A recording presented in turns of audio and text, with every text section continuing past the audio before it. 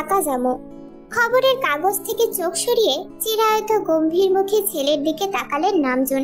পাশে নতজানু মুখে দাঁড়িয়ে আছে জিন। ছেলেকে বারবার চোখের ইশারায় চুপ করতে বলছেন, কিন্তু জাংকুক চুপ যায় না। সে এক বুক সাহস নিয়ে আজ আব্বার সামনে হাজির হয়েছে। নামজন সাহেবকে নিরুদ্বেগ ভঙ্গিতে আবারও খবরের কাগজে মনোনিবেশ করতে দেখে কিছুটা ভরকে গেল জাংকুক। সে আবারও সাহস সঞ্চয় করে বলল, আব্বা আমার কথা এড়িয়ে যাবেন না। আমি সিদ্ধান্ত নিয়ে ফেলেছি, আমি ঢাকা যাব। ঠিক আছে। খবরের কাগজে মুখ রেখেই নিরেট ঠান্ডা গলায় বললেন নামজন। জাংকুক চমকে মায়ের দিকে তাকাতেই ভদ্রমহিলা থমথমে মুখে দুপাশে মাথা নাড়ালেন। জাংকুক আজ দমে না। ফের নামজন সাহেবের সামনে গিয়ে গমগমে গলায় বলল, আব্বা আপনি আমাকে কথা দিয়েছিলেন উচ্চ মাধ্যমিকে বোর্ড স্ট্যান্ড করলে যা চাইবো তাই দিবেন। নামজন সাহেব খবরের কাগজ রেখে সরাসরি জাংকুকের দিকে তাকালেন। চোয়ালে পর্বত সম গম্ভীরতা নিয়ে সরাসরি ছেলের দিকে তাকিয়ে সপেটে প্রশ্ন ছুড়লেন, আমি বলেছিলাম যা চাইবো তাই দিব, তুমি আমার কাছে চেয়েছো কিছু? কট্টর প্রশ্ন মানে জাংকুক দ্বিধা জড়িত দুচোখ মায়ের দিকে ছুটে গেল। জিন অসহায় হয়ে ছেলের দিকে তাকিয়ে আছে। নামজন সাহেব রকিং চেয়ারে গায়ে এলিয়ে দিয়ে জলদ গম্ভীর গলায় বললেন, তুমি আমাকে তোমার সিদ্ধান্ত জানিয়েছো, and I do not agree with that. Jungkook ঢোক গিলে শুকনো চৌচির গলাটা সিক্ত করে বলল, আব্বা আমি আপনাদের কাছ থেকে একটা কিছু লুকিয়েছি।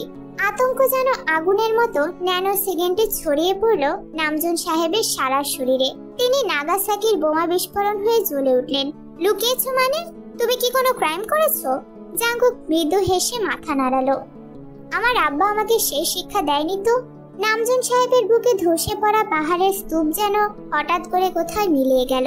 তবুও তিনি পুরোপুরি শান্ত হতে পারলেন না। ব্যস্ত গলায় বললেন, আমাদের কাছ থেকে কি লুকিয়েছো তুমি, সেটা বলো। নামজন সাহেবের স্বরে উত্তেজনা, দৃষ্টি নিবিড়, জানার আগ্রহবোধ অসীম। জাংকুক শ্বাস ফেলে প্যান্টের পেছনের পকেট থেকে অ্যাডমিট টেস্ট পেপার বের করে নামজন সাহেবের দিকে এগিয়ে দিয়ে বলল, আগে নিজেকে প্রমাণ করতে চেয়েছিলাম, সেজন্য এতদিন জানাইনি। আজ যোগ্যতা নিয়ে আপনার সামনে হাজির হয়েছে আব্বা। নামজন সাহেব কাগজটা হাতে নিলেন। উপরে ঢাকা বিশ্ববিদ্যালয়ের নামটা দেখা মাত্র চমকে উঠলেন। গর্বে তার বুক ভরে উঠল এই ভেবে তার ছেলে ঢাকা ভার্সিটিতে চান্স পেয়েছে। ভেতরে ভেতরে খুশি হলেও হাসিটা বরাবরের মতোই দেখা দিল না। গুরুগম্ভীর বৈশিষ্ট্যের দাম্ভিক লোকটা ভেতরে আজ হঠাৎ করে ইচ্ছে পোষণ করলো ছেলেকে জড়িয়ে ধরতে।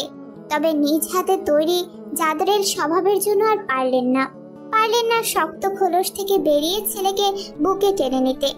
নামজন সাহেব বরাবরই গম্ভীর, স্বল্পভাষী আর এক কথার মানুষ। তার কথার উপরে আর কারো কথাই চলে না। তাই তো স্ত্রী জিন অসহায় চোখে শুধু ছেলের দিকে তাকিয়ে আছে। আব্বা আমি ঢাকা বিশ্ববিদ্যালয়ে চান্স পেয়েছি, খুব ভালো সাবজেক্ট, মাইক্রোবায়োলজি। হলটাল সব রেডি, শুধু আপনার অনুমতির অপেক্ষা।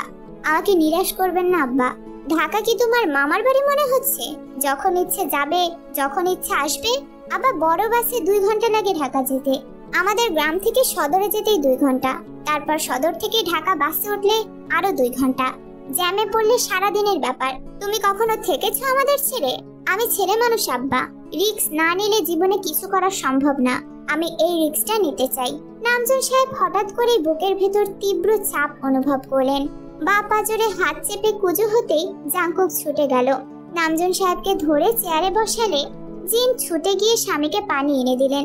নামজন সাহেব হাঁপাচ্ছে। প্রতিটি মানব জীবনে এমন কিছু অতীত থাকে যা থেকে আমরা কোনোদিনই পুরোপুরি বের হতে পারি না। জোকের মতো তা আষ্টে পিষ্টে জড়িয়ে থাকে হৃদয়ের গভীরে। আর সময়, সে তো এক নিষ্ঠুর খেলোয়াড়, সুযোগ পেলেই অতীতকে টেনে আনে সামনে। গোল চক্রের মতো আবারও ঘুরিয়ে দেয় সবকিছু। অতীত তখন আর শুধু স্মৃতি নয়, হয়ে ওঠে বর্তমানের ছায়া। নামজন সাহেবরা ছিলেন যমজ 2 ভাই। যমজ হলেও তাদের চেহারার মিল ছিল না। পাটুলি ইউনিয়নের ইতিহাসে প্রথমবারের মতো 2 জনই একসাথে চান্স পেয়েছিলেন ঢাকা বিশ্ববিদ্যালয়ে। গোটা গ্রামে খুশির হাওয়া। আর তাদের পিতা যেন গর্বে আকাশ ছুঁয়েছিলেন।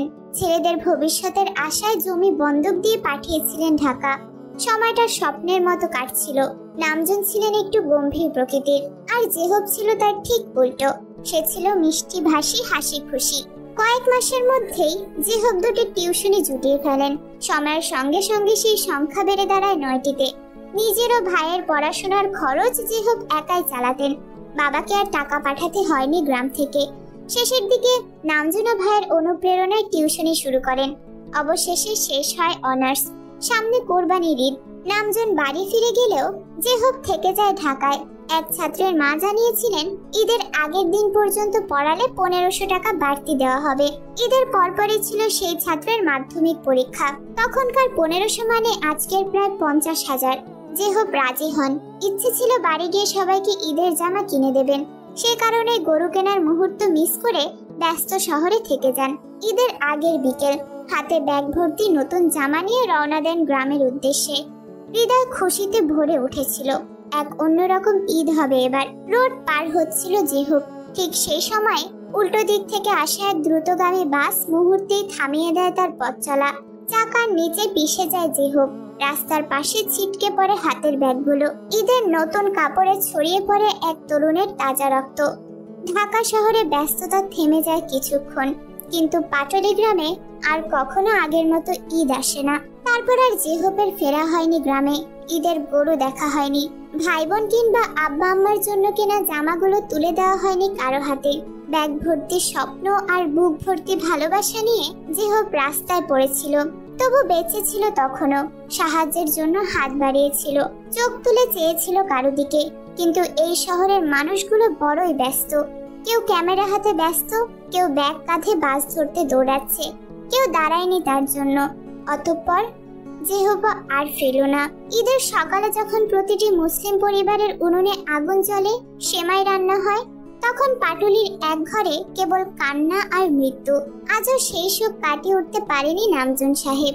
ভাইয়ের সেই রক্তাক্ত মুখ বারবার ভেসে ওঠে চোখে। তারপর আর ঢাকামুখী হননি তিনি। মাস্টার্স করেছেন গ্রামের এক সরকারি কলেজ থেকে। শহর ছেড়ে ফিরে গিয়েছিলেন শিকড়ে। এত বছর পরও কেউ ঢাকা শহরের নাম উচ্চারণ করলেই বুকটা কেঁপে ওঠে তার। সে শহরে তিনি ছেলেকে কখনোই পাঠাবেন না। তিনি ছেলের দিকে তাকিয়ে কঠিন মুখে বলে উঠলেন, ওই শহরে আর নয়, তুমি আমার সামনে থাকবে। আমি আর কাউকে জেহব হতে দেব না। জাঙ্কুক আহত গলায় বলে উঠল, আব্বা। নামজুন সাহেব উঠে দাঁড়ালেন। তোমার চেষ্টাকে আমি সম্মান জানাই, তবে তোমার ঢাকা যাওয়া হচ্ছে না। বড় আপার মতো গ্রামের কলেজ থেকে অনার্স শেষ করো। আব্বা, আপনি এভাবে আমার স্বপ্ন ভেঙে দিতে পারেন না। এবার কিছুটা সাহস নিয়ে জিন এগিয়ে এলেন। মাথায় ঘোমটা টেনে স্বামীর সামনে দাঁড়িয়ে স্নান গলায় বললেন, ছেলেটা এত করে বলছে যখন। নামজুন সাহেবের বিদ্যুৎ বেগে চাহনি দেখে থেমে গেলেন জিন। নামজুন সাহেব বারান্দা ছেড়ে ভেতরের দিকে হাঁটা ধরলেন। হঠাৎ জাঙ্কুক পেছন থেকে বলে উঠল, আমার স্বপ্ন ভেঙে গেলে কিন্তু আপনারাও আমাকে পাবেন না। নামজুন সাহেবের পদযুগল থেমে গেল। পেছনে ঘুরে জাঙ্কুকের দিকে তাকালো। স্বপ্ন ছাড়া কিন্তু মানুষ বাঁচতে পারে না। আপনারাও আমাকে বাঁচাতে পারবেন না। জিন চমকে উঠলেন। ছেলের কাছে ছুটে যাওয়ার আগেই জাঙ্কুক নিজের ঘরে গিয়ে দরজা আটকে ফেলল। বারবার দরজা ধাক্কালেও দরজা খুলল না জাঙ্কুক। কান্নাকাটি জুড়ে বসলো জিন। কলেজ থেকে ফিরে জাঙ্কুকের বড় বোন জিমিনও কান্না জুড়ে দিল মায়ের সাথে। বড় বোনের অতি আদরে একটি ছোট ভাই। অনেক সাধনার পর পাওয়া। নামজুন সাহেব টলল না।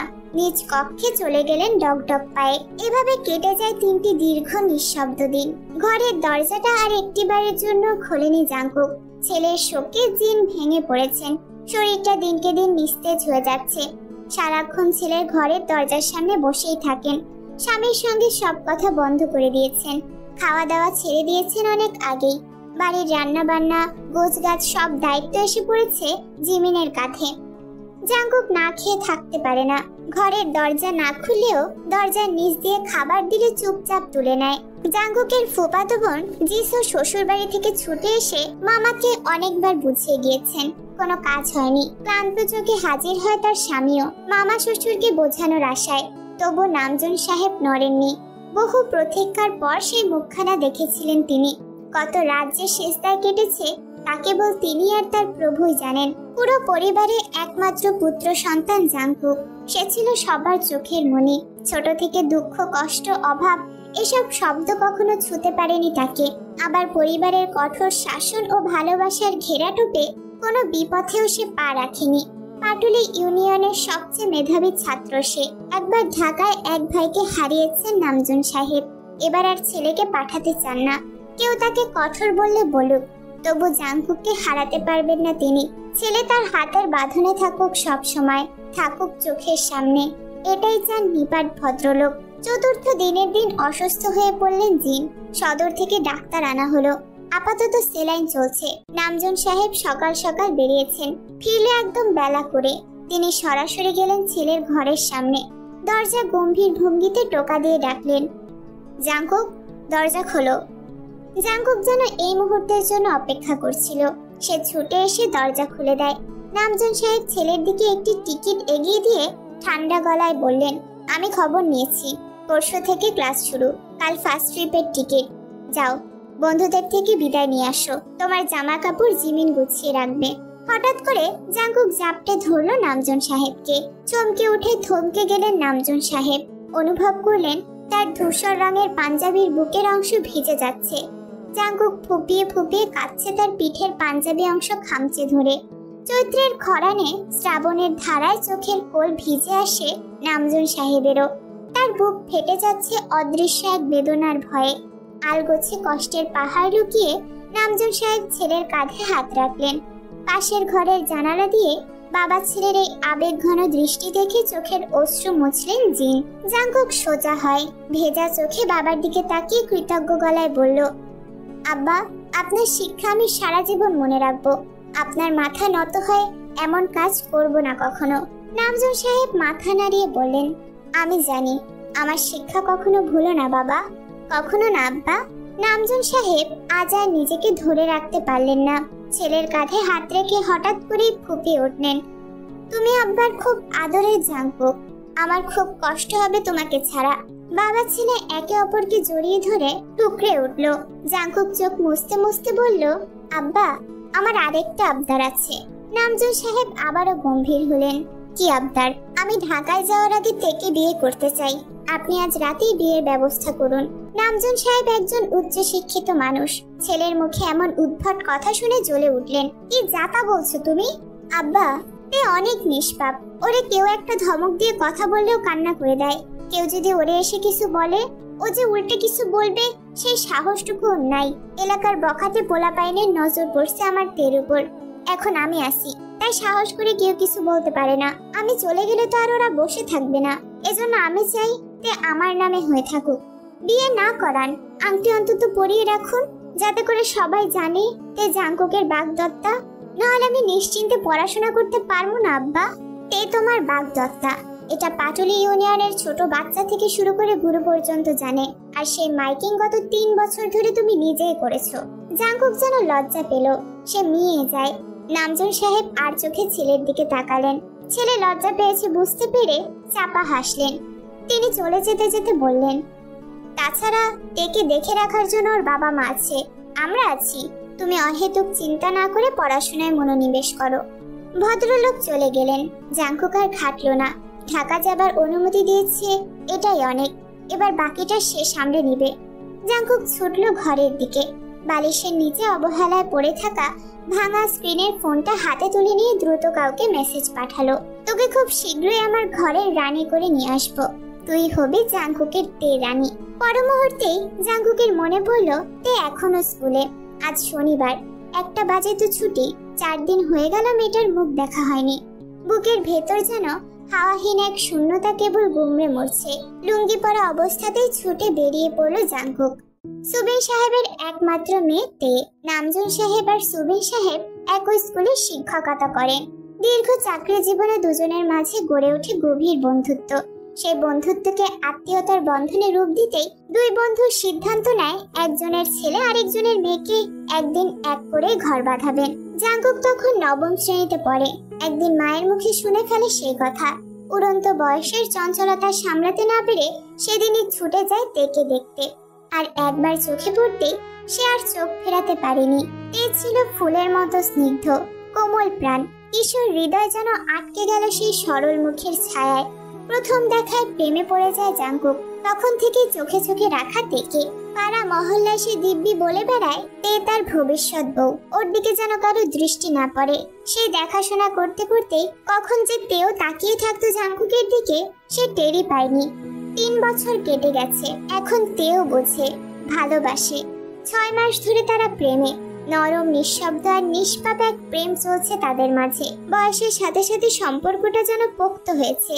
তেমনি গভীর হয়েছে তাদের একে অপরকে বুঝে নেওয়ার ভাষাও। চাতক পাখির মতো ছটফট করছে ফুলের মতো নিষ্পাপ সেই কিশোরী। সুশ্রী মুখ জুড়ে মায়ার ছায়াপথ, মোমের মতো গড়া পেলব চেহারায় এক অদ্ভুত ইন্দ্রজাল। প্রতিটি চোখের পলকে, ঠোঁটের কাঁপনে, হৃদয়ের আচরে শুধু অপেক্ষা, কখন বাজবে ছুটির ঘন্টা। অথচ মনের গভীরে তীব্র এক ভয়, জাঙ্কুক ভাই কি আজও আসবে না? চৈত্রের খরায় যেমন মাটি ফেটে যায়, তেমনি ফেটে যাচ্ছে তের কোমল বুক, নিঃশব্দে কাঁদছে তার পুষ্পকরণ অন্দর। ভাবনার সুতা কাটলো ঘন্টার শব্দে। ছুটে বেরিয়ে গেল ক্লাসরুম থেকে, প্রিয় বান্ধবী জেনিকে ফেলে। জেনি পিছন থেকে গলা ছেড়ে ডাকলো। চঞ্চলা তরুণী শুনলো না কারো পিছু ডাক। সে এক দৌড়ে গিয়ে থামলো গেটের সামনে। ফুসফুস হতে নির্গত অতি ঘন নিঃশ্বাসের সাথে তার চাতক দৃষ্টি বিদ্যুৎ বেগে ছুটে গেল অদূরের বট গাছের দিকে। গাছের নিচে সুন্দর করে ইট দিয়ে বসার জায়গা তৈরি করা আছে। বাজার সংলগ্ন হওয়ায় দারুণ এলাকার ছোকরাদের রমরমা আড্ডা জমে এখানে। তবে স্কুল ছুটির সময় জায়গাটা শুধুমাত্র জাঙ্কুক আর তার সাঙ্গপাঙ্গের জন্য বরাদ্দ থাকে বলে এলাকার সকলে অবগত। স্কুলের উচ্চ সুরক্ষা দেয়াল ছেদ করে মাথা তুলে দাঁড়ায় জাঙ্কুক। সৃষ্টিকর্তা সবাইকে সবকিছু দেয় না ঠিক, কিন্তু যাকে দেয় ঢেলে দেয়। জাঙ্কুকের উচ্চতাও ঠিক তারই নিদর্শন। গোটা এলাকায় তার মতো লম্বা আর কেউ নেই। ফর্সা গড়নের এই সুদর্শন ছেলেটার মন কিন্তু তে নামের মেয়েটার মধ্যেই গাঁথা। তে ছুটে যায় জাঙ্কুকের দিকে, সেই চেনা টংঘরের পেছনে দাঁড়িয়ে থাকা ছেলেটার দিকে, যে কিনা এই মুহূর্তে ভিড় ঠেলে তাকিয়ে আছে শুধুই তার তের খোঁজে। তে এক দৌড়ে ছুটে গিয়ে থামলো জাঙ্কুকের সামনে। হাঁটুতে ভর দিয়ে ঝুঁকে হাঁপাতে হাঁপাতে ডেকে উঠল, জাঙ্কুক ভাই। জাঙ্কুক এক লাফে নেমে ছুটে গেল তের দিকে। 4 দিনের সকল আকুলতার কণ্ঠে ঢেলে দিয়ে ডেকে উঠল, আমার তে। তে সোজা হয়। তার কার্নিশ কোণে বর্ষার কালো মেঘ জমেছে।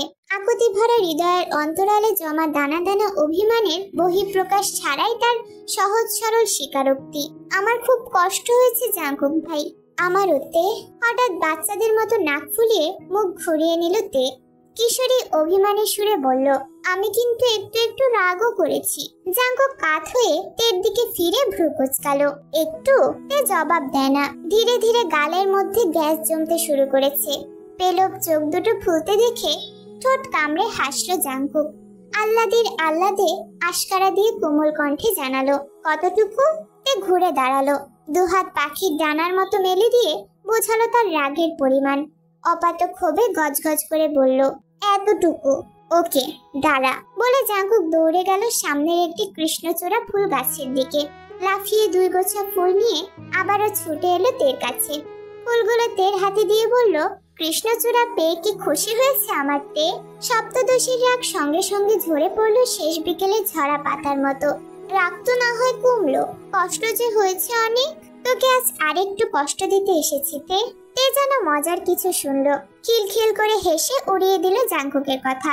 কৌতুক করে বলল, যে জাঙ্কুক কখনো তার তের কষ্ট সহ্য করতে পারে না, সে কি করে তার তেকে কষ্ট দেবে? আব্বা রাজি হয়ে গেছে। ভোরের বাস। তের পদ্ম কোমল মুখখানা সঙ্গে সঙ্গে স্নান হয়ে যায়। জাঙ্কুক কিছু বলতে চাইলো, তবে তার আগেই তে মলিন হেসে বলল, আমি মানিয়ে নিব জাঙ্কুক ভাই। জাঙ্কুকের ঠোঁটে এক চিলতে হাসি ফুটে উঠল। সে স্নেহার্থে হাত রাখলো তের মাথায়। মেয়েটা যেমন সরল তেমনই চাপা। শত দুঃখ বুক পাজরে পুষে ভৃঙ্গরাজ ফুলের মতো সর্বদা হেসে বেড়ায়। তে শুরু থেকেই জানতো জাঙ্কুকের ঢাকায় পড়াশোনার তীব্র ইচ্ছেটা। তাই হয়তো মেয়েটা আগে থেকে নিজেকে প্রস্তুত করে রেখেছিল। জাঙ্কুকের গৌরবদীপ্ত গম্ভীর চোখ দুটো আশ্লেষে জড়িয়ে রেখেছে তের পা থেকে মাথা পর্যন্ত। সে খানিক বাদে বলল, আর 4 বছর অপেক্ষা করতে। 4 বছর পর তোকে আমার ঘরে রানী করে নিয়ে আসবো। আমি চাই না বাপের টাকায় বউ চালাতে। আমি কঠোর পরিশ্রম করব। আশা করি 2 বছরের ভেতর ছোটখাটো একটা চাকরি পেয়ে যাব। বুঝিসই তো, ঢাকা শহর জাদুর শহর। আমার একটা না একটা গতি ঠিক হয়ে যাবে। চাকরি পেয়ে সবার আগে তোর বাড়িতে বিয়ের প্রস্তাব নিয়ে যাব। ততদিন এই জাঙ্কুকের জন্য অপেক্ষা করতে পারবি না? বিয়ের কথা শুনে লজ্জায় নুয়ে পড়ল তে। আনত মুখখানা তুলে লাজুক হেসে বলল, খুব পারবো। জাঙ্কুক প্রসন্ন বদনে হেসে আওড়ালো, আমার তে। ছেলেটার মাথায় কি চাপলো কে জানে। হঠাৎ জাঙ্কুক টঙের উপর দাঁড়িয়ে মাছ বাজারে সকলের উদ্দেশ্যে চিৎকার করে বলতে থাকে, বুড়ো থেকে খুড়ো সবাই শুনে রাখো, 4 বছরের জন্য গ্রাম ছাড়ছে জাংকুক। গ্রাম ছাড়লেও তার সবচেয়ে মূল্যবান জিনিসটাই গ্রামেই রেখে যাচ্ছে। যদি কেউ খুনাক্ষরে আমার তের দিকে তাকিয়েছো, কাঁটা চামচ দিয়ে চোখ দুটো তুলে লবণ মরিচ দিয়ে খেয়ে ফেলবো কিন্তু। তে এবার লজ্জায় মরি অবস্থা, মুখটা লাল টুকটুকে হয়ে গিয়েছে, চোখে জল চোখা হাসি। সে টেনে নামাতে চায় জাংকুককে, গলা উঁচু করে বলে, পাগল আপনি, নামুন জাংকুক ভাই। কিন্তু জাংকুক এক চুলো নড়ে না, বরং ভিড়ের দিকে তর্জনী তুলে গলা উঁচিয়ে চেঁচিয়ে ওঠে, প্রিয় গ্রামবাসী, আবারও বলে রাখি, তে জাংকুকের বাগদত্তা, জাংকুকের ভবিষ্যৎ বউ। ভিড়ের মাঝ থেকে হাসির রোল ওঠে, কেউ কেউ তালি দেয়, কেউ মুখ চেপে হাসে, আর তে মাথা নিচু করে খপ করে স্কার্ফ দিয়ে মুখ ঢাকে। গ্রামের সবাই মুখ চেপে হাসতে হাসতে সেখান থেকে সরে গেল। এই জাংকুক তের প্রেম কাহিনী কে না জানে। এদের পাগলামি দেখে দেখে সবাই এখন অভ্যস্ত, বাচ্চা থেকে বুড়ো সবাই জানে তে জাংকুকের ভবিষ্যৎ বউ। কেউ যদি ভুল করেও তের দিকে চোখ তুলে তাকায়, জাংকুক সে চোখ উপড়ে ফেলবে, এতে কোনো সন্দেহ নেই। নামজুন সাহেব এলাকার সম্মানিত মানুষ, আর জাংকুক তার কোনো বাজে নেশা নেই, শুধু একটা নেশা আছে, তে নামের মেয়েটার। সবচেয়ে বড় কথা, এই প্রেমের কথা দুই পরিবারই জানে, তাই গ্রামের কেউ কিছু বলে না, বরং তারাও মজা নেয়। এই দুটো তরুণ তরুণের পাগলাটে প্রেম দেখতে দেখতে একরকম ভালোই লেগে গেছে সবার। জাংকুক এক লাফে নিচে নেমে আসে, জেনি এসে দাঁড়ায় তের সামনে। জাংকুককে দেখেই সে মুখ বাঁকায়, চোখ ঘুরিয়ে সামনের দিকে হাঁটা ধরলো। এই ছেলেটার উপর তার বড্ড রাগ। প্রিয় বান্ধবীর সাথে এখন তার আগের মতো স্কুলে যাওয়া আসার সময় আড্ডা দেওয়া হয় না। এই খরগোশটা সবসময় পিছনে লেগে থাকে, একেবারে জোকের মতো। কথায় কথায় তে, আমার তে শুনতে শুনতে জেনি ধৈর্যচ্যুত হয়ে গেছে। জেনি কয়েক কদম এগিয়ে যেতে জাংকুক বরাবরের মতো 24 পাটি বের করে জেনিকে ব্যঙ্গ করে ডেকে ওঠে, এই খাসি। জেনি কিরমিরিয়ে তাকায় জাংকুকের দিকে, আমার তেকে দেখে রাখিস, তোকে ওর চিফ অফ হেড সেক্রেটারি করে রেখে গেলাম, প্রতি মাসে 2 জোড়া রেশমি চুড়ি পেয়ে যাবি। চুড়ির কথা শুনে মুহূর্তেই গলে গেল জেনি। চুড়ির প্রতি তার একরকম দুনির্বার আকর্ষণ। নেহাতে খরগোশটা তার কথা মতো প্রতি মাসে 1 জোড়া চুড়ি দেয় বলে এখনো তার জন্য গোয়েন্দাগিরি করে বেড়ায় সে। তবুও ভাব বজায় রেখে সেখান থেকে মুখ ভার করে হাঁটা ধরলো জেনি। তেও পেছন পেছন হাঁটতে শুরু করলো। হঠাৎ জাংকুক পেছন থেকে ডাকলো, তোকে একটু জড়িয়ে ধরিতে। তে আটকে উঠলো, চোখে মুখে ভয় মাখা সোজা সাপটা উত্তর, আম্মা বলেছে বিয়ের আগে সংস্পর্শে না যেতে। জাংকুক বুঝে গেল তের মায়ের অগ্রিম সতর্কবার্তা কি ছিল। সে আর জোর করলো না, কেবল এক টুকরো শান্ত হাসি নিয়ে বরাবরের মতোই তের মাথায় আলতো করে হাত রেখে বলল, যা, ছোবো না, একদম বিয়ের পরে অধিকার নিয়ে ছোবো। তে চুপ রইল। হঠাৎ জাংকুক নিজের আধ ভাঙা স্মার্টফোনটা তের দিকে বাড়িয়ে দিয়ে বলল, নে, এটা রাখ। তে চমকে উঠে তড়িঘড়ি করে বলল, না না জাংকুক ভাই, এটা তো আপনার বোনের ফোন, আর আম্মার ফোনেই তো কথা হয়। এই ফোনটা জাংকুকের বড় বোন দিয়েছিল যখন জানতে পেরেছিল ভাই ঢাকা বিশ্ববিদ্যালয়ের ভর্তি পরীক্ষার প্রস্তুতি নিচ্ছে। কোচিং এ না পড়লেও অন্তর্জালে যেন পিছিয়ে না পড়ে, এই ভাবনাতেই ফোনটা দিয়েছিল সে। জাংকুক ধৈর্য ধরে বলল, তোর আম্মার তো সপ্তাহে 2 বার বাপের বাড়ি যাওয়া লাগে, এখন কি আমি গ্রামে থাকবো নাকি যে ফোনে না পেলে তোর বাড়ির সামনে গিয়ে উকিঝুঁকি দিয়ে আসবো? ধর এটা প্লিজ, আমার বন্ধুর ফোন থেকে তোকে রোজ ভিডিও কল করব, তুই তো জানিস তোকে না দেখে আমি থাকতে পারি না। না না জাংকুক ভাই, আপনি বাইরে যাচ্ছেন, আপনার দরকার, আমি এটা নিতে পারবো না। তে চুপচাপ হাঁটা ধরলো। জাংকুক জানে এখন শতবার বললেও তে রাজি হবে না, তাই না বলেই তার পিছু নেয় সে। তেদের বাড়ি নদীর ওপারে। বাজার ডেঙিয়ে সাঁকো পার হয়ে বিস্তৃত ধানের ক্ষেতের ভেতর দিয়ে হাঁটতে হয়। জাংকুক আর তে পাশাপাশি সাঁকো দিয়ে হাঁটছে। হালকা কথাবার্তায় কখনো হাসছে, কখনো থম মেরে যাচ্ছে। হঠাৎ জাংকুক জিজ্ঞেস করলো, তে তুই কি একটু কষ্ট পাচ্ছিস না আমি চলে যাচ্ছি শুনে? তে মাথা নাড়িয়ে বলল, ওহো। জাংকুকের মুখটা কেমন মলিন হয়ে গেল। তখনই হঠাৎ তে জিজ্ঞেস করলো, জাংকুক ভাই, ঢাকা গিয়ে আপনি আমাকে ভুলে যাবেন না তো? শুনেছি ঢাকার মেয়েরা নাকি অনেক সুন্দর হয়। জাংকুক থেমে দাঁড়িয়ে নদী থেকে 1 চাপা পানি তুলে ছুঁড়ে দিল তের মুখে। চিবিয়ে চিবিয়ে বলল, তুই স্বপ্ন থেকে বের হ। জাংকুক বাস্তবে তোকে ছাড়া আর কারো দিকে ফিরেও তাকায় না। কথা দিন কখনো বদলে যাবেন না। কথা দিলাম। তবুও তের মনের ভয় কাটে না। সাঁকো পার হয়ে ধান ক্ষেতের লাইন দিয়ে হাঁটছে ও। পেছন পেছন হাঁটছে জাঙ্কুক। জেনি সামনের দিকে এগিয়ে গেছে। দক্ষিণের হাওয়ায় তের দুই কাঁধ ছুঁয়ে বেনিগুলো হেলে পড়েছে পেছনে। জাঙ্কুক পেছন থেকে তাকিয়ে থাকে আবেশ ভরা স্থির দৃষ্টিতে। এই মেয়েটাকে দেখলে ওর চোখ ফেরে না। হঠাৎ এতে পেছনে না ঘুরেই বলে উঠল, শহরে যাবেন ভালো কথা, কিন্তু আমাদের প্রেমের শহরে সভ্যতা আনার চেষ্টা করবেন না জাঙ্কুক ভাই। কেন? প্রেম একটু ব্যাকডেটেডই ভালো। শহরের প্রেমে কি আছে? গ্রামীণ প্রেমে তো সব অনুভব। সুখ পেতে এত টাকা পয়সা লাগে না, মানসিক শান্তি থাকলেই হয়, যা শুধু গ্রামেই পাওয়া যায়। জাঙ্কুক চেয়ে রইল তের দিকে। হঠাৎ তার মনে হলো তে বড় হয়ে গেছে, কয়দিন পরে মাধ্যমিক দিবে। অথচ কি গভীর কথা বলছে মেয়েটা। সে নরম গলায় বলল, তাহলে আমার তে রানী কেমন প্রেম চায় শুনি? তে একটু হেসে ক্ষেতের দিকে তাকিয়ে বলল, আপনি মাঠে কাজ করবেন, আমি দুপুরে আপনার জন্য খাবার নিয়ে আসবো। আপনি ঘাম মুছবেন আমার শাড়ির আঁচল দিয়ে। একটা ছায়াময় গাছতলায় বসে আমরা একসাথে খাবো। খাওয়ার পর আপনি ক্লান্ত হয়ে আমার কোলে মাথা রেখে শুয়ে পড়বেন, আর আমি খিলখিলিয়ে হেসে উঠব। জাঙ্কুক অবাক হয়ে তাকিয়ে থাকে। আচ্ছা তাই নাকি? তে খিলখিলিয়ে হেসে দৌড়ে চলে যায় জেনির দিকে। জাঙ্কুক ঠোঁট কামড়ে হেসে পাশ থেকে যাওয়া এক কৃষকের গলা থেকে গামছা কাঁধে ফেলে ডাকে, তে। তে ঘুরে তাকায়। জাঙ্কুক গামছাটা গলায় দুলিয়ে বলল, এবার হলাম তো তোর রাখাল। তে খিলখিলিয়ে হাসছে। মাঠের হাওয়ায় তার ওড়না উড়ছে পাখার মতো। তে ছুটে ছুটে পেছনে থাকায়। দৌড়াতে দৌড়াতে তের পা থেকে খুলে পড়ে যায় রূপার নুপুর। জাঙ্কুক ছুটে গিয়ে তা হাতে তুলে নেয়। এক পলক দেখে নেয় সামনে হাওয়ায় দুলতে থাকা তেকে। ছুটতে ছুটতে সাদা সালোয়ারে কাদা লেগে যায় তের। জেনিকে নিয়ে তে গিয়ে বসে এক পাশে। পানিতে ডুবিয়ে পা ধুতে থাকে তে। ঠিক তখনই জাঙ্কুক নুপুর হাতে এগিয়ে এসে তের পায়ে পরিয়ে দেয়। নিচু গলায় তের কানে কানে বলে, জানি না কেন যে শুধুই তোর কথা ভাবতেই ভালো লাগে। চমকে উঠে তে জাঙ্কুকের মুখের দিকে তাকায়। দু চোখে ধরা পড়ে অবাক এক হাসি। তে চোখ সরিয়ে নেয়। চোখে আলগা এক রং নিয়ে সে বলে ওঠে, আপনাকে খুব ভালোবাসি জাঙ্কুক ভাই। নির্জন রাতে চাঁদ জানালার ফাঁক বলে ঠিকরে পড়ছে তার পড়ার টেবিল জুড়ে। টেবিলে মাথা এলিয়ে বসে আছে তে নীরবে, বিষণ্ণ মনে।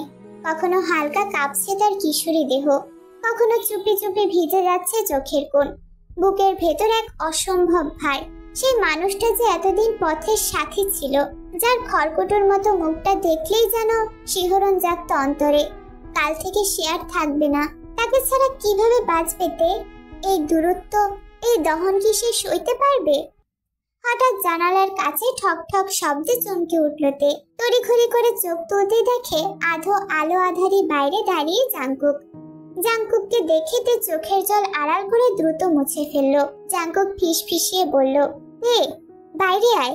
তে ওড়না টেনে মাথায় পেঁচিয়ে পেছনের দরজা দিয়ে নিঃশব্দে বেরিয়ে গেল।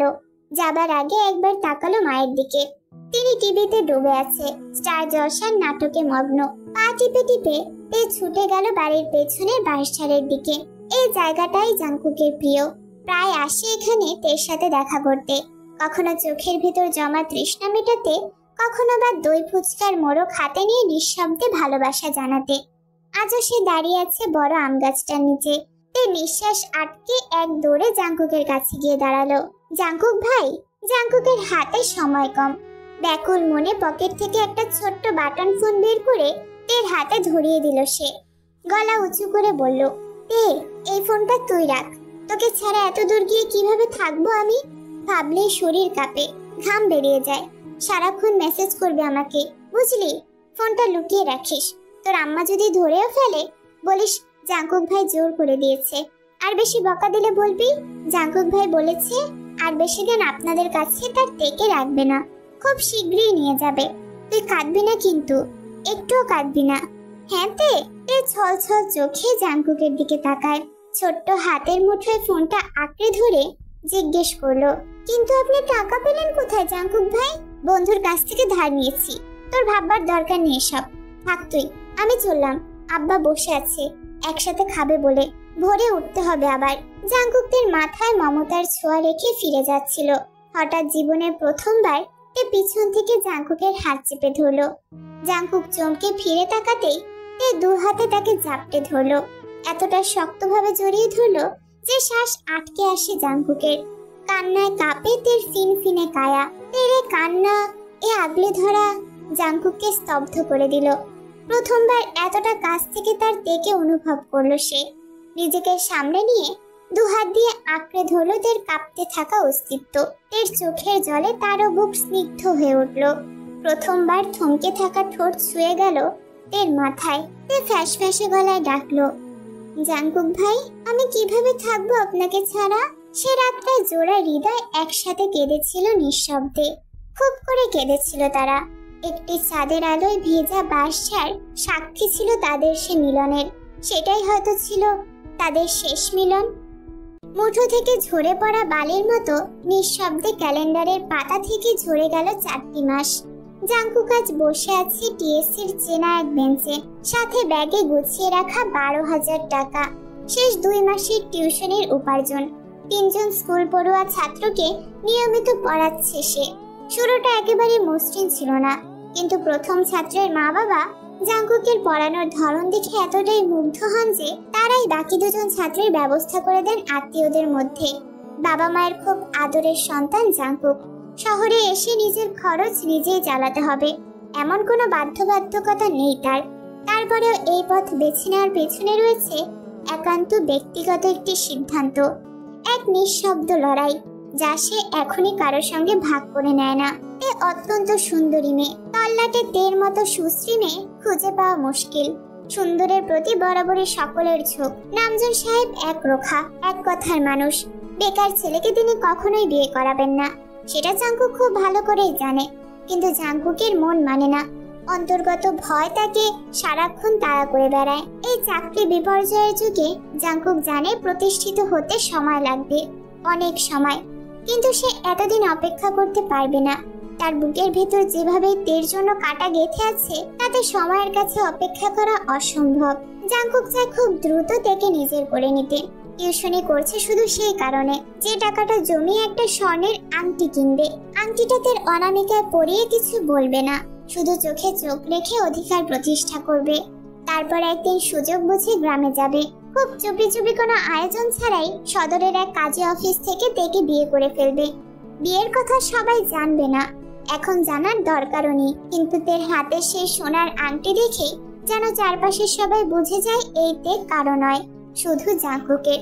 এই সৌন্দর্য আর কারো উপভোগ করার নয়। ভাবতেই ঘামে ভেজা অধর কোণে এক চিলতে শুভ্র হাসি ফুটে উঠল। পাশের টং দোকান থেকে ছোট্ট ছেলেটা 1 কাপ দুধ চা দিয়ে গেল।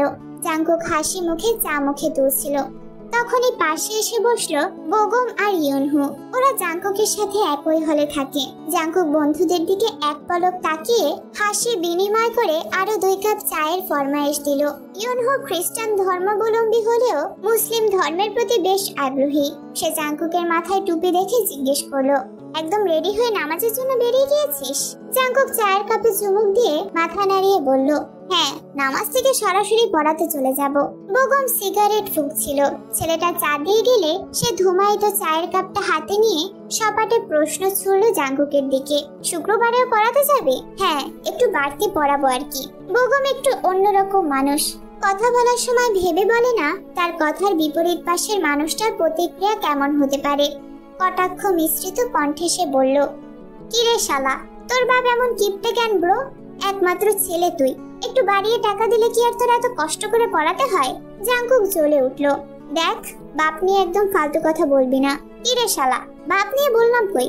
আমি শুধু বললাম তোর বাপ কিপটে। জাংকুক প্রলম্বিত শ্বাস ফেলে বলল, আমার আব্বা মোটেও কিপটে নয়। আব্বা বোঝেন কিভাবে সন্তানকে টাইটে রাখতে হয়। আব্বার মতে টাকাই সকল নষ্টের মূল। টাকা মানুষকে নষ্ট করে ফেলে। এই যে ধর, আমার হঠাৎ করে সিগারেট খেতে ইচ্ছে করলো, কিন্তু আমার হাতে টাকা নেই, যার কারণে ইচ্ছে হলেও আমি খেতে পারবো না। কিন্তু টাকা থাকলে সঙ্গে সঙ্গে আমি কিন্তু আমার নিজের ইচ্ছেটা পূরণ করে ফেলতে পারতাম। আর এভাবে একদিন এটা আমার অভ্যাস হয়ে দাঁড়াতো। এজন্য আব্বা আমাকে হিসেব করে টাকা দেয়, যা দিয়ে খেয়ে পড়ে বই খাতা কিনে মাস শেষে 1 টাকাও বেশি না থাকে। আর যা দিচ্ছে তা দিয়ে আমার সুন্দর করে সব হয়ে যাচ্ছে। আর সব থেকে বড় কথা হলো, টিউশনি আমি নিজের খরচ চালানোর জন্য করছি না। তাহলে কিসের জন্য এত পরিশ্রম করছিস? আমার তের জন্য একটা আংটি কিনবো। আমি যাচ্ছি সবার অগোচরে বিয়ে করতে। খালি হাতে তো আর বিয়ে করা যায় না, একটা কিছু তো দিতে হয়। After all she is the queen of my heart. জাঙ্কুকের ঠোঁটে হাসির ফোয়ারা, ওষ্ঠের সাথে পাল্লা ধরে তার নেত্র পল্লব হাসছে। জাঙ্কুকের চোখে কৃষ্ণাভ তারায় জলজল করছে পূর্ণতার আভাস। আশ্চর্যজনকভাবে লাজে রাঙা, লজ্জায় লাল হয়ে আছে তার অবয়ব। ইউনহো আর বেগম মুখে বিস্ময় মিশ্রিত হতবাক ফুটিয়ে তাকিয়ে আছে জাঙ্কুকের দিকে।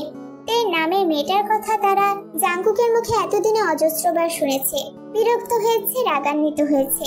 এই তে নামটা শুনতে শুনতে মাঝে মধ্যে তো তারা নিজের নামই ভুলে যায়। রেলগাড়ির মতো বিরতিহীন ভাবে জাঙ্কুকের মুখে চলতেই থাকে তের নাম। ইউনহো জাঙ্কুকের কাঁধে হাত রেখে বলল, কত টাকা হলো? বেশি হয়নি দোস্ত।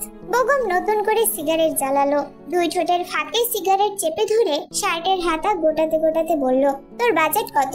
15। হাতে আছে মাত্র 12,000। মাত্র মাস শেষ হলো, বেতন পেতে পেতে আবারও 1 মাসের অপেক্ষা। এদিকে ধীরে ধীরে আমার অপেক্ষার বাঁধ ভাঙছে। অস্বস্তি আর দুশ্চিন্তায় ঘুম হয় না রাতে। স্বর্ণের দাম হারে হারে যা বাড়ছে। দোস্ত দেখ, ইগো সাইডে রাখ। ফ্রেন্ডশিপে ইগো থাকলে চলে না। কথাগুলো অগ্রিম বলার কারণ হলো তোর অতিরিক্ত ইগো। এত প্যারা খাস না। আমি বাকি 3,000 দিচ্ছি, তুই এই টাকা দিয়ে একটা রিং কিনে নে। এই দামে হালকার মধ্যে ভালো একটা রিং পেয়ে যাবি আশা রাখছি। হাওলাতি নে আপাতত, পরে না হয় মিটিয়ে দিস। জাঙ্কুক সঙ্গে সঙ্গে তীব্র আপত্তিতে বলল, না না দোস্ত, এ হয় না। তুই সবসময় এমন করিস কেন বলতো? আজ পর্যন্ত আমাদের টাকায় 1 কাপ চা খেয়েছিস কখনো? অথচ এখনো আমাদের নিজের টাকায় গিলাচ্ছিস। টাকা দিতে গেলে তো রাগ করে টাকা মাটিতে ফেলে দিয়ে যাস। টাফালিং কম করো না মামা, যা বলছি তাই করো। এটা আত্মসম্মান নাকি ইগো জাঙ্কুক ঠিক বুঝে উঠতে পারে না। তবে ছোটবেলা থেকে আব্বার আদর্শে মানুষ হওয়া, সে কখনোই কারো কাছে হাত পাতেনি। তবে শহরে আসার আগে একবার ব্যতিক্রম ঘটেছিল। তেকে ফোন কিনে দেওয়ার জন্য বন্ধুর কাছে টাকা চেয়েছিল, তবে ঢাকায় এসে নিজের হাত খরচ থেকে সেই টাকা ফিরিয়ে দিয়েছিল বন্ধুকে। ভাবনায় চালে হারিয়েছিল জাঙ্কুক। হঠাৎ ফোনটা বেজে উঠল। স্ক্রিনে ভেসে থাকা নামটা দেখে তার সমস্ত দুশ্চিন্তা যেন হাওয়ায় মিশে গেল। দ্রুত রিসিভ করলো। পে ওপাশ থেকে উৎফুল্ল গলা ভেসে এলো, জাঙ্কুক ভাই, একটা দারুণ খুশির খবর আছে। কি খুশির খবর? আমি ঢাকা আসছি জাঙ্কুক ভাই। ঢাকা কেন? আমার ছোট ফুফুর কোমর ভেঙে গেছে, জানোই তো। ওনার কোনো ছেলে নেই, আপাদের শ্বশুর বাড়িও দূরে। ফুফা সারাদিন দোকানে থাকে, দেখাশোনার কেউ নেই। শেষমেশ ফুফা আব্বাকে ফোন দেয়, আমিও এখন অবসর, কলেজে ভর্তি হতে দেরি আছে। তাই ভাবলাম এই সুযোগে ঢাকাও দেখা হবে। আর আপনি তো কথা দিয়েছিলেন শহরটা ঘুরিয়ে দেখাবেন। জাঙ্কুক কিছুক্ষণ চুপ করে থেকে বলল, তোর ফুফার বাসা কোন জায়গায়? মতিঝিল। আব্বা কমলাপুরের বাসে তুলে দিবে, সেখান থেকে ফুফা এসে নিয়ে যাবে। বাসে তুলে দেবে মানে? তুই কি একা আসবি নাকি এতটা পথ? পারবি তুই একা আসতে? কখনো একা বাসে উঠেছিস? জাঙ্কুকের কণ্ঠে রাগের আভাস টের পেয়ে তে ওকে শান্ত করার চেষ্টা করলো। আপনি তো জানেনই আব্বুর নতুন দোকান দিয়েছে, এই অবস্থায় দোকান রেখে তিনি কিভাবে আসবেন বলুন? জাঙ্কুক হয়তো একটু শান্ত হলো কথাটা শুনে। সেই ফাঁকেতে আবার বলল, আমি আসতে পারবো জাঙ্কুক ভাই। কতদিন আপনাকে দেখি না, আমার দম বন্ধ হয়ে আসে যেন। শেষ কথাগুলো গলায় কাপড় নিয়ে এলো। ভেজা কণ্ঠে বলায় জাঙ্কুকের বুকের ভেতর চাপা ব্যথা অনুভূত হয়। সে নিজেও যে ছটফট করছে থেকে দেখার জন্য, সেটা তো আর লুকাতে পারবে না। কিছুক্ষণ চুপ থেকে বলল, তোর ফুপুর নাম্বারটা আমাকে মেসেজ করে দে তো। কেন? সমস্যা কোথায়? সবাই তো জানে আমাদের কথা। ফুপুকে ফোন করে বলবো ফুপাকে পাঠাতে হবে না, আমি নিজেই তোকে বাসায় পৌঁছে দেব। তোর ফুপার উপর আমার ভরসা নেই, যদি দেরি করে আসে তখন কি হবে? জাঙ্কুকের কথায় ঠোঁট কামড়ে হেসে উঠল তে। তাহলে আজ আমাদের দেখা হচ্ছে জাঙ্কুক ভাই? হ্যাঁ হচ্ছে আমার তে রানী। ঘড়ির দিকে তাকিয়ে জাঙ্কুক হঠাৎ তাড়াহুড়া করে বলল, শোন, আমার হাতে সময় কম, কিছু কথা বলছি। এক কান দিয়ে শুনলে চলবে না, আমি 2 কান দিয়ে শুনবো জাঙ্কুক ভাই। ফাজলামি বন্ধ রাখ ফাজিল, আমার কিন্তু ভয় করছে খুব। যা বলছি শোন, বাসে উঠে সঙ্গে সঙ্গে আমাকে মেসেজ দিবি। তোর আব্বাকে বলবি যেন জানালার সিট দেয়। কোনো পুরুষ বসতে চাইলে বলবি লোক আছে, পরে মহিলা আসলে বসতে দিবি। সঙ্গে পলিথিন আর পানির বোতল রাখবি। ফোনটা এখনই চার্জ দে, আমি কল করলেই সঙ্গে সঙ্গে ধরবি। একটু দেরি হলে তোকে কিন্তু আস্তে চিবিয়ে খেয়ে ফেলবো। আর কেউ কিছু দিলে একদম খাবি না, ভুলেও ঘুমাবি না। চিন্তা করিস না, তুই পৌঁছানোর আগে আমি স্ট্যান্ডে দাঁড়িয়ে থাকবো। শুনছিস? হ্যাঁ হ্যাঁ শুনছি, মনে থাকবে সব। এখন রাখি। তে ফোনটা রাখার আগেই হঠাৎ জাঙ্কুক ডেকে উঠল, তে বলুন। ঈদের যে সাদা জামাটা আছে না, ওটা পরে আসবি প্লিজ। বাস থেকে যেন একটা সাদা পরি নামতে দেখি, আর আমি বুকে হাত চেপে বসে পড়ি, কেমন? যা, তুমিও না, বলে ফোনটা কেটে দিল তে। জাঙ্কুক ঠোঁট কামড়ে হেসে ফোন নামালো কান থেকে। ঘুরে দাঁড়াতেই চমকে গেল, সামনে ইয়নহো আর বেগম ভ্রুকুচকে তাকিয়ে আছে তার দিকে। জাঙ্কুক হকচকিয়ে গেল। সত্যি, এই মেয়ের সাথে কথা বললে তিন দুনিয়া পুরোটাই ভুলে যায় সে। জাঙ্কুক থতমত ভাব কাটানোর জন্য গলা খাকারি দিয়ে বলল, কি হয়েছে? এবার তাকিয়ে আছিস কেন আমার দিকে? ইয়নহো কিছু বলতে যাবে তার আগেই বেগম বলে উঠল, দোস্ত, তোর জন্য ঝাক্কাস একটা আইডিয়া আছে রে। কি আইডিয়া? সামনে পূজা উপলক্ষে আমার এক বন্ধুর বাপের দোকানে 25% ডিসকাউন্ট চলছে। সময়কাল সকাল 12টা পর্যন্ত। তুই চাইলে তের জন্য ওখান থেকে একটা রিং কিনতে পারিস।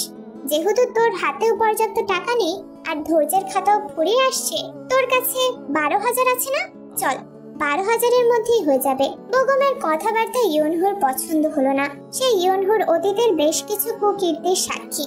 ইয়নহোর সাথে তার চলাফেরা শৈশব থেকে। কিছু মানুষ থাকে যারা উষ্ণ আলিঙ্গনে বুকে জড়িয়ে ধরে পিঠ পিছে ছুরি মারে। বেগম হচ্ছে সেই ধাঁচের মানুষ।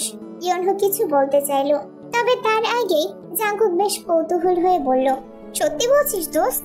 শালা, তুমি কি আমার জামাই লাগো যে তোমার লাগে আমি মিথ্যা কথা কমো? বেগমের কথায় জাঙ্কুক হেসে ফেলল। তাহলে চল দোস্ত, এখনই যাই। আজকে আর পড়াবো না, শুভ কাজটা তবে আজকেই সেরে ফেলবো। ওর দোস্ত, পরে দেরি হয়ে যাবে। আমাকে না পেলে তে আবার ভয় পেয়ে যাবে। খুব ভীতু আমার তে। বেগম উঠে দাঁড়ালো, ইয়নহোর দিকে তাকিয়ে বলল, কিরে, তুই যাবি? ইয়নহোর মন মানছে না জাঙ্কুককে বেগমের সাথে একা ছাড়তে। জাঙ্কুক গ্রামের ছেলে, আধুনিক হলেও খুব সরল। তবে প্রতিকূল এই মুহূর্তে ইয়নহো অপরাগ। তাকে হাসপাতালে যেতে হবে দুপুরের খাবার নিয়ে। বড় বোন ঢাকা মেডিকেলে আছে। গত পরশু ফুটফুটে এক কন্যা সন্তানের জন্ম দিয়েছে সে। দোস্ত, জানিস তো আপা হসপিটালে। না হয় আমি বাক্যের শেষে দাড়ি বসানোর আগেই বেগম আগ বাড়িয়ে ভণ্ড পীরের মতো ভালো মানুষই হয়ে বলে উঠল, আচ্ছা থাক দোস্ত, তোর যেতে হবে না, আমি আছি তো। সন্ধ্যায় ক্যাম্পাসে দেখা হচ্ছে। বেগম দ্রুত ইয়নহোকে বিদায় জানিয়ে সেখান থেকে প্রস্থান করলো জাঙ্কুককে নিয়ে। ইয়নহো প্রকৃতির অগোচরে হতোদ্যমে শ্বাসটা নীরবে ছাড়লো। মনে মনে সৃষ্টিকর্তার কাছে প্রার্থনা করলো, সে যেমনটা ভাবছে তেমনটা যেন না হয়। জানালার কোণে গুটিসুটি মেরে বসে আছে তে। 1 ঘন্টা জ্যামে কাহিল হয়ে গেলেও চঞ্চলা কিশোরীর ঠোঁট থেকে সরছে না হাসি। দীর্ঘক্ষণ জ্যামে বসে থাকার কারণে অনেকটা সময় লেগে গিয়েছে। কোমরে টনটনে ব্যথা হচ্ছে, তবুও তার চোখ মুখে নেই কোনো ক্লান্তি। পাশে বয়স্ক মহিলাটা একটু পরপর আর চোখে তেকে দেখছে। তিনি বুঝতে পারছেন না এভাবে একা একা অকারণে মুচকি হাসার মানে কি। এক বুক উচ্ছ্বাস আর কাপা কাপা আশা নিয়ে ঢাকা শহরে পা রাখলো তে। নতুন শহরের দুরন্ত হাওয়ায় যতটা না রোমাঞ্চ যাচ্ছে, তার চেয়ে ঢের বেশি উত্তেজনা। 4 মাস পর জাঙ্কুককে দেখতে পাবে। অর্ধকোলা বাসের জানালা দিয়ে ঢুকছে গোধূলির আলো মেশানো মিষ্টি বাতাস। মাগরিবের আজান পড়েছে সদ্য। কমলাপুর পৌঁছাতে বাকি আর 20 মিনিটের মতো। বাস যতই এগোয় এর বিস্ময় ততই ঘন হয়ে ওঠে। এই প্রথম এত উঁচু, এত ঝলমলে শহর দেখছে সে। চোখের তারায় জ্বলে ওঠে আলোয় সাজানো বিল্ডিংগুলোর প্রতিবিম্ব। কিন্তু হঠাৎ করে মন খারাপ হয়ে যায়। সারা রাস্তা জাঙ্কুকের সাথে মেসেজে কথা বলেছে, আর এখন হঠাৎ করে মহারাজ বেপাত্তা, ফোন বন্ধ। অথচ এত বড় বড় কথা বলেছিল, তোর ফোন বন্ধ হলে চিবিয়ে খাবো। এখন নিজে চেবানোর মতো হয়ে গেল। এ খুব করে রাগ করতে চাইলো, কিন্তু রাগ জমে উঠলো না। এই খরগোশটার উপর কোনোদিনও ঠিক করে রাগ দেখাতে পারলো না সে। নিজেকে বোঝালো ফোনের চার্জ হয়তো শেষ। বাস থেকে নামলেই জাঙ্কুককে দেখবে, এই বিশ্বাসে নিজেকে শান্ত রাখলো সে। তাকায় তার হাতের আংটির দিকে। গতকালই জাঙ্কুকের বাড়ির লোকজন এসে পড়িয়ে গেছে ওকে। বলেছিল এখনই জাঙ্কুককে জানানো যাবে না, তাই জাঙ্কুক কিছুই জানে না। জানলে নিশ্চয়ই পাগলটা ভোরে ট্রেন ধরে ছুটে আসতো, শুধুমাত্র তের হাতে আংটিটা কেমন মানিয়েছে তা দেখতে। ভাবতেই গালজোড়া লজ্জায় রাঙা হয়ে উঠল তে। নিশ্চয়ই ছেলেটা সেদিন রাতের মতো আবার তার হাতের উপর পাগলের মতো চুমু খাবে। ওইসব ভাবনার মাঝে বাস ঢুকে পড়লো বাস স্ট্যান্ডে। হেল্পার কিছু বলার আগেই উঠে দাঁড়ালো তে। এতক্ষণ পথে শান্তি ছিল, এখন ভেতরে জমে উঠেছে অদ্ভুত অস্বস্তি। লজ্জা, উত্তেজনা, আনন্দ সব মিলেমিশে বুকের ভেতর কি যেন এক অনির্বাচনীয় আলোড়ন। 4 মাসের খরা পেরিয়ে আজ সে দেখতে পাবে তার জাংকুককে। তার হৃদয় যেন বাঁধ ভাঙা নদীর মতো ছুটে চলছে সেই বহুল প্রতীক্ষিত চোখজোড়ার দিকে। দীর্ঘদিন ঢাকায় থাকার পরও জাংকুক রাস্তাঘাট সম্পর্কে তেমন অবগত নয়। সে তার জীবনে মূল্যবান এই 4টা মাস নিজের পড়াশোনা আর টিউশনিতেই ব্যয় করেছে। তাই চারিপাশটাই তার জন্য একরকম অচেনা অজানা ভিন্ন দেশিদের মতো। বেগমের সাথে মতিঝিলের একটি গোল্ডের দোকান থেকে 11,500 দিয়ে 8 পরে একটা রিং কিনেছে জাংকুক। রিংয়ের বাক্সটি বর্তমানে খুবই নিরাপদে তার বুকের বাঁ পাশের পকেটে অবস্থান করছে। প্যান্টের পকেটে রাখিনি জাংকুক। যদি চুরি হয়ে যায়? অতি ক্ষুদ্র আকৃতির মহামূল্যবান জিনিসটা কেনার পর থেকে প্রতিটা পাঁজরের ফাঁকে ফাঁকে অদ্ভুত এক শান্তি অনুভব করছে জাংকুক। খুশখুশ করছে তার মন। কখন এই আংটিটা তার আঙুলে অধিকার স্বরূপ পরিয়ে দেবে, অতঃপর জুড়বে তার অধিকার। একটি চাপা গলি দিয়ে হাঁটছে জাংকুক আর বেগম। জাংকুক এই জায়গার সাথে একদমই অপরিচিত। এদিকে ধরিত্রীতে নেমে আসছে আধারের ঘনঘটা। পদ যুগলের প্রতিটি কদমের সাথে জাংকুকের চিন্তা বাড়তে লাগলো। সে উদ্গ্রীব হয়ে বেগমের কাছে জানতে চাইল, দোস্ত, এখান থেকে কমলাপুর যেতে আর কতক্ষণ? জায়গাটা কেমন অন্ধকার, নীরব। চল অন্য দিক দিয়ে যাই। আমার কেমন যেন লাগছে। কেমন লাগছে জানি না, আমার একদমই ভালো লাগছে না। অন্য রাস্তা দিয়ে চল। আমাকে আজানের আগে বাস স্ট্যান্ডে থাকতে হবে। তে বাস থেকে নেমে আমাকে না পেলে খুব চিন্তা করবে। এর কাছে শহরটা একদম অচেনা দোস্ত। বেগম কিছু বলতে যাবে, ঠিক তখনই একটি সরু গলির ভেতর থেকে ছায়ার মতো উদয় হলো কয়েকজন।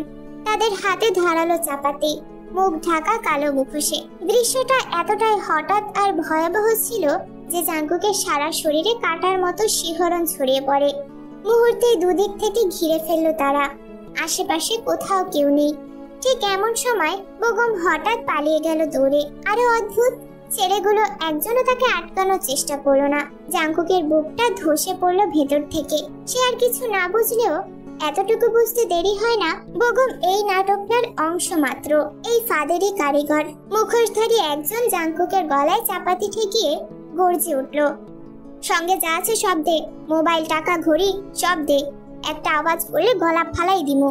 জাংকুক স্তব্ধ, রক্তশূন্য চোখে সে তাকিয়ে থাকে লোকটার দিকে। তার হাত ছুটে যায় বাঁ বুকের পকেটে। এমন পরিস্থিতির সঙ্গে সে অপরিচিত।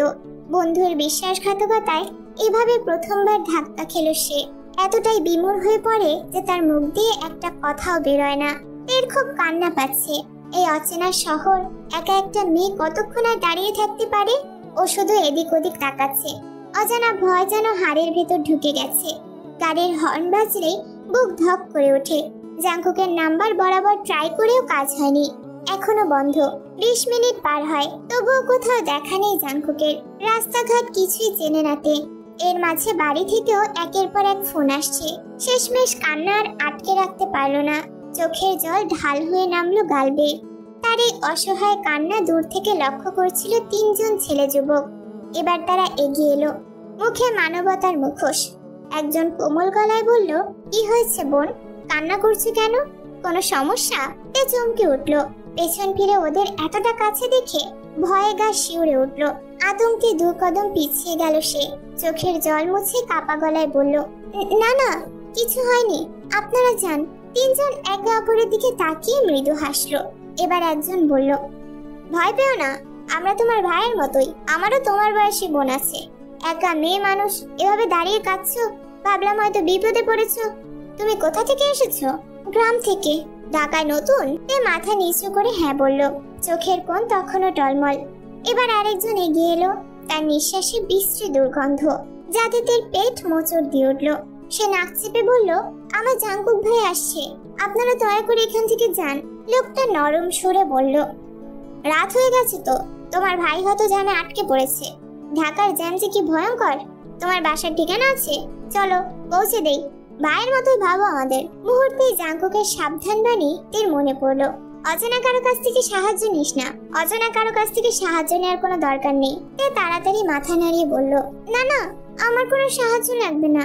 জাংকুক ভাই এখনই চলে আসবে, আপনারা যান। আমি কিন্তু লোক ডাকবো। লোকগুলো আর বাড়াবাড়ি না করে দূরে সরে গেল। কিন্তু তের ভয় কাটলো না। আরো কিছু সময় গড়িয়ে যায়। জাঙ্কুক তখন আসে না। তে রাস্তার এক কোণে হাঁটু মুড়ে বসে মুখ গুজে ফুপিয়ে কাঁদছিল। হঠাৎ আগে সেই তিনজনের একজন দৌড়ে এসে হাহাকার করে উঠল, এই মেয়ে, তোমার জাঙ্কুক ভাই অ্যাক্সিডেন্ট করছে, মাথা থেকে অনেক রক্ত বাইরে হইতেছে। জাঙ্কুকের নাম শোনা মাত্র তের চোখে পৃথিবী ঘোলাটে হয়ে উঠল। সে আর কিছুই ভাবলো না, জিজ্ঞেসও করলো না তারা কিভাবে জানে তের জাঙ্কুক ভাই দেখতে কেমন। শুধু ব্যাগ ফেলে পাগলের মতো দৌড়ে গেল লোকটার পেছনে। ভয় ভুলে বুদ্ধি ভুলে সে শুধু ছুটলো জাঙ্কুকের জন্য। রক্তে ভেজা শরীর নিয়ে জাঙ্কুক ছুটে এলো বাস স্ট্যান্ডে। সুদীর্ঘ উচ্চতার যুবথুবু দেহটা কাঁপছে অবিরত। পাগলের মতো সে একের পর এক বাসে খুঁজতে থাকে তার তেকে। জাঙ্কুক জানে সে বলেছিল আসবে, তবে তে এখান থেকে এক পাও নড়বে না। যত দেরি হোক তে অপেক্ষা করবে। এশার আজান পড়েছে কিছুক্ষণ আগে। জাঙ্কুক তখনও দম নেয়নি। মোবাইল, টাকা, ঘড়ি সবকিছু লুটে নিয়েছে তারা। কিন্তু জাঙ্কুক প্রাণপণে চেষ্টা করেছিল সেই একমাত্র মূল্যবান জিনিসটা রক্ষা করতে, এর জন্য কেনা আংটিটা। শেষমেশ চালাকির আশ্রয় সেটা লুকিয়ে ফেলতে পারলেও তাতেই মাথা ফেটে রক্ত ঝরেছে, যাতে করে তারা আরো হিংস্র হয়ে উঠেছিল। জাঙ্কুককে মেরে রক্তে ভাসিয়ে রাস্তায় ফেলে রেখে চলে যায়। কিন্তু জাঙ্কুকের শুয়ে থাকলে তো চলবে না, তে তার জন্য অপেক্ষা করছে। এই এক চিন্তা তাকে টেনে তোলে রক্তাক্ত পথ থেকে। জাঙ্কুক ছুটে বেড়ায় রক্তাক্ত পায়ে, ঝাপসা চোখে, গলির পর গলি পেরিয়ে সবশেষে খুঁজে পায় এক ফালি আশার আলো, মহাসড়ক। পথচারীদের প্রশ্ন করতে করতে সে হেঁটে পৌঁছায় মতিঝিল মেট্রো স্টেশনে। সেখান থেকে কমলাপুর বাস স্ট্যান্ডের ভাড়া 30 টাকা। কিন্তু পশুগুলো তার কাছে একটা কানাকড়িও রাখেনি। জাঙ্কুক রাস্তায় দাঁড়িয়ে পাগলের মতো চিৎকার করতে থাকে। তার হাতের মোবাইল নেই, ফোন করার উপায়ও নেই। জাঙ্কুক সাহায্য চায়, টাকাও চায়, এমনকি ফোনও চায়, কিন্তু কেউ এগিয়ে আসে না। সবাই তাকে দেখে পাগল ভাবে, ভয় পায় রক্তমাখা কাপড় দেখে। তবু অন্ধকারের মাঝে একটা দীপ্ত বিন্দু থাকে।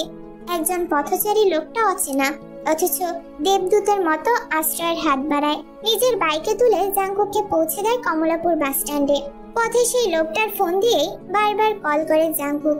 তের নাম্বার ডায়াল করে আবার, কিন্তু প্রতিবার একই উত্তর ভেসে আসে, সংযোগ প্রদান করা সম্ভব নয়। জাঙ্কুক বাস স্ট্যান্ডের প্রতিটা মুখের দিকে তাকিয়ে শুধু একটাই প্রশ্ন ছুড়ে দিচ্ছিল। এখানে সাদা জামা পরা এক মেয়ে ছিল, খুব সুন্দরী, চোখে জল ছিল। মুদির দোকানদার, ফেরিওয়ালা, পথচারী কারো হাত পা ধরা বাকি রাখেনি জাঙ্কুক। সবাইকে ধরলো, কান্না জড়ানো কণ্ঠে মিনতি করলো, কিন্তু কারো চোখে কোনো চিন্তার রেখাও নেই, যেন কেউ কিছুই দেখেনি। শেষমেশ হঠাৎ যেন সব গলা স্তব্ধ হয়ে গেল। জাঙ্কুক হাঁটু গেড়ে মাঝ রাস্তায় বসে পড়লো, মাথার চুল ছিঁড়ে চিৎকার করে উঠল, তে, তুই কই রে আমার তে?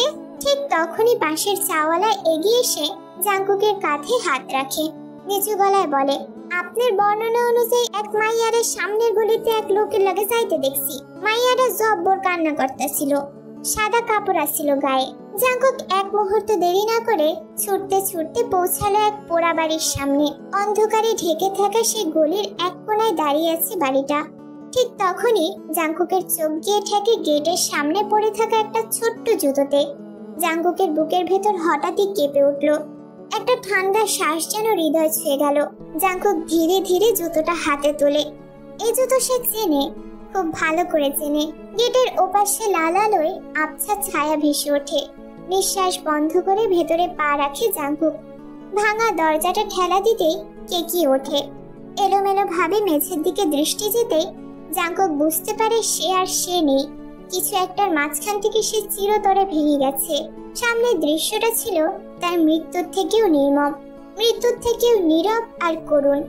জাঙ্কুক চোখ বন্ধ করে ফেলে, 2 ফোঁটা অশ্রু ঝরে পড়ে। তবুও কোনো কান্না নেই, চিৎকার নেই। নিজেকে নিজে অনুভব করতে পারে না সে।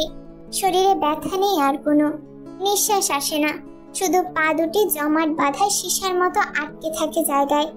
জাঙ্কুক দাঁড়িয়ে থাকে, শুধু অশ্রু ঝরে অন্তহীন নীরবতার ভিড়ে। জাঙ্কুক নিজের গায়ের শার্ট খুলতে খুলতে এগিয়ে যায়। এক কোণে পড়ে থাকা তের সালোয়ারটা তুলে নেয়, চোখ বন্ধ করে নিঃশব্দে থেকে পরিয়ে দেয় সেটি। তের ভিন্ন ভিন্ন কামিজের উপর নিজের শার্টটা জড়িয়ে দেয় যত্ন করে। নিঃশ্বাস তখনও আটকে ছিল জাঙ্কুকের, বুকটা ধরফর করছে।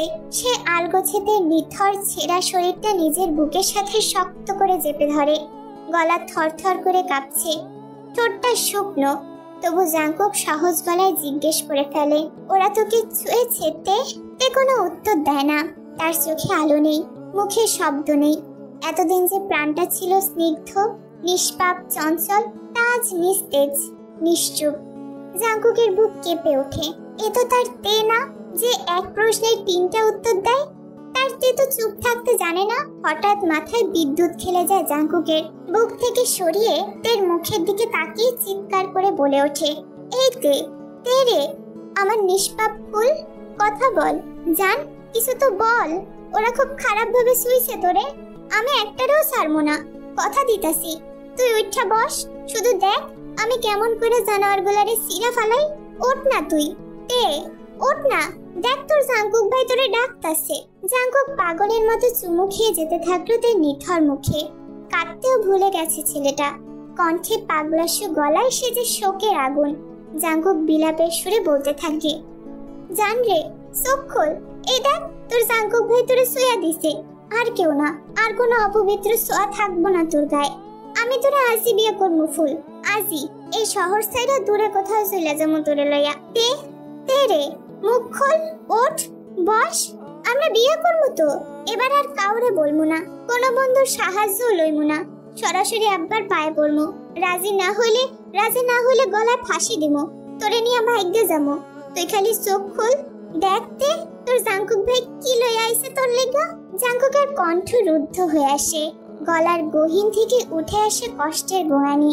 হঠাৎ জাঙ্কুকের চোখে পড়ে তের গলায় ওড়না দিয়ে পেঁচানো গভীর কালো দাগটায়। এবার জাঙ্কুক যেন নিজের এক পিশাচ রূপে ভেঙে পড়লো। সে দাগে পাগলের মতো চুমু খায়, বারবার যেন সমস্ত ব্যথা শুষে নিতে চায় নিজের ভেতর। তারপরে চোখ পড়ে তের বাম হাতের দিকে। আঙুলে চকচক করছে একটি স্বর্ণের আংটি। জাঙ্কুক সেই হাতে মুখ ঠেকিয়ে কাঁপতে থাকে। জাঙ্কুক তখন কেবল চুপচাপ থেকে বুকের মধ্যে আরো শক্ত করে চেপে ধরে, যেন কিছুই আর তার কাছ থেকে হারিয়ে না যায়। ছেলেটা কাঁপে, কাঁদে, তবুও ভীত মেয়েটি নড়ে না, কথা বলে না।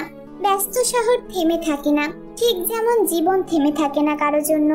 ঢাকা শহর, এই জাদুর শহর ছুটে চলে নিজের তাড়নায়। এখানে কেউ থামে না, কেউ চায় না পাশের মানুষটার চোখের ভেতরের কষ্ট পড়তে।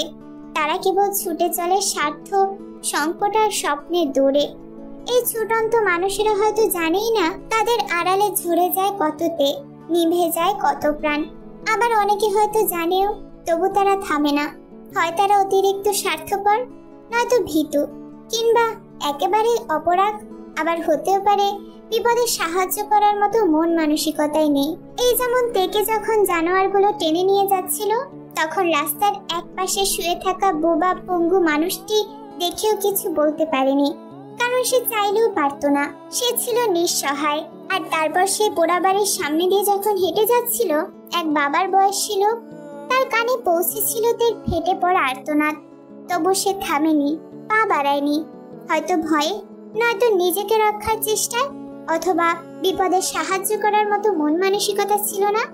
থাকলে হয়তো আজ বেঁচে থাকতো, হয়তো আরো কিছু নিষ্পাপ প্রাণ রক্ষা পেত। তবে হঠাৎ এই ব্যস্ত শহরে পায়ের গতি থেমে যায়। ছুটে চলা যানবাহনগুলো দাঁড়িয়ে পড়ে ধাক্কা খাওয়ার বিস্ময়ে। সরু এক গলির ভেতর থেকে বেরিয়ে এসেছে একটি ছেলে, পাজা কোলে নিথর এক মেয়ের দেহ। মেয়েটির শরীরে নেই কোনো ঠিকঠাক পোশাক, গায়ে অসংখ্য কালশিটে আঁচড়ের দাগ, ধর্ষণের স্পষ্ট চিহ্ন। অথচ এই মুখখানা ছিল কত স্নিগ্ধ। শহরের লোকজন হঠাৎ করে আবেগী হয়ে ওঠে। এক মহিলা ছুটে এসে ছোঁ মেরে জাঙ্কুকের বাহু থেকে তেকে কেড়ে নেয় বুকে। আর পুরুষরা, তারা আর কিছু বোঝে না, শুধু ধরে নেয় ছেলেটাই ধর্ষক। জাঙ্কুকের ওপর ঝাঁপিয়ে পড়ে সবাই। তার শরীরে একের পর এক পায়ের লাথি পড়ে, ঘুষি নামে চোয়ালে। কিন্তু জাঙ্কুক নড়ে না, একটুও প্রতিরোধ করে না, পাথর হয়ে থাকে। কারণ তখনও জাঙ্কুকের এক হাত তের হাতটা ধরে আছে কঠিনভাবে। কিন্তু যখন নারীরা তেকে টেনে জাঙ্কুকের থেকে দূরে নিতে গিয়ে অসাবধানতায় ফেলে দেয় মাটিতে, ঠিক তখনই জাঙ্কুকের আত্মা কেঁপে ওঠে। এতক্ষণে গিয়ে ছেলেটা ব্যথা অনুভব করতে পারে। জাঙ্কুকের বুকের ভেতরটা ফেটে যায়। সে চিৎকার করে ওঠে কাপা গলায়, আমার তে ব্যথা পাবে। জাঙ্কুকের পাঁজরের হাড় ভেঙে গেছে, চোয়াল থেতলে চূর্ণ বিচূর্ণ। শরীরের কোথাও আর হাড়ের অবস্থান অবশিষ্ট নেই। রক্তে ভেসে যাচ্ছে রাস্তার ধুলো, চোখের সামনে সব ঝাপসা হয়ে আসছে। অন্ধকারের পুরো এক পর্দা নামছে দৃষ্টির ওপর। তবু জাঙ্কুকের চোখ খুঁজে বেড়ায় তেকে। অজস্র পায়ের ফাঁক গলে চোখ দুটো খুঁজছে শুধু তার তেকে। এমন সময় ভিড় ঠেলে এগিয়ে এলেন এক মধ্যবয়সী পুরুষ, তের ফুপা। তিনি এসেছিলেন ভাগ্নিকে খুঁজতে, কিন্তু জাঙ্কুককে এভাবে রক্তাক্ত পড়ে থাকতে দেখে থমকে যান। মুহূর্তেই দৌড়ে গিয়ে জাঙ্কুককে কোলে তুলে নেন। মা বাবার একমাত্র আদরের ছেলের এমন অবস্থা দেখে বুকের ভেতরটা হাহাকার করে ওঠে। চোখের কোণটা ভিজে যায় অজস্র জলে। বুট জুতোর আঘাতে জাঙ্কুকের চোখের মনি নষ্ট হয়ে গেছে বোধহয়। কিছুই দেখতে পারছে না সে, শুধু শ্রবণ শক্তির জোরে শুনে মিনহুর চিরচেনা কণ্ঠ।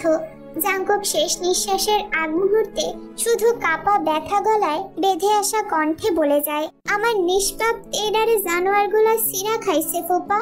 তারপর নিঃশব্দে নিঃশ্বাস ছেড়ে দেয় জাঙ্কুক। মিনহুর কোলে মাথা এলিয়ে পড়ে থাকে চিরতরে। চমকে ওঠেন মিনহু। চোখ তুলতেই দেখেন সামনেই নিথর পড়ে আছে তার সেই আদরের ভাগ্নিতে। মুহূর্তে কেঁপে ওঠে তার সারা শরীর।